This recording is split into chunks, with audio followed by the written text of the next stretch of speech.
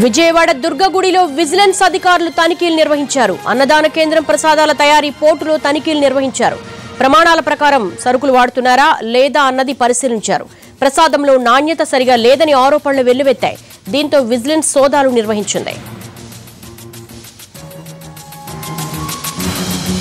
Vigilance దాడులకు సంబంధించి మరింత సమాచారం మా ప్రతినిధి హరీష్ అడిగి తెలుసుకుందాం. హరీష్, విజిలెన్స్ దాడులకు సంబంధించి అప్డేట్ ఏంటి? గతంలో కూడా లడ్డు నాణ్యత మీద పెద్ద ఎత్తున విమర్శలు వచ్చాయి.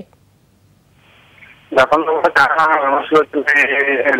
సంబంధించినటువంటి విజిలెన్స్ నివేదికలు వచ్చినప్పటికీ కూడా అధికారులు తక్కువ తీసుకోలేదు. మళ్ళీ ఇప్పుడు మరోసారి అన్నదానం, మరోవైపు ప్రసాదానికి సంబంధించి ఉచిత ప్రసాదం, అదేవిధంగా లడ్డు ప్రసాదం విక్రయించేటువంటి డబ్బులు విక్రయించేటువంటి ప్రసాదం, అదేవిధంగా అన్నదానం మొత్తం మూడింటి మీద భక్తుల నుంచి ఫిర్యాదులు అందాయి. డైరెక్ట్ గా విజిలెన్స్ అధికారులకి ఫోన్ చేసి విజిలెన్స్ అధికారులకు అందులో భాగంగానే అన్నదానం, అదేవిధంగా లడ్డు ప్రసాదానికి సంబంధించి పులిహార ప్రసాదానికి సంబంధించినటువంటి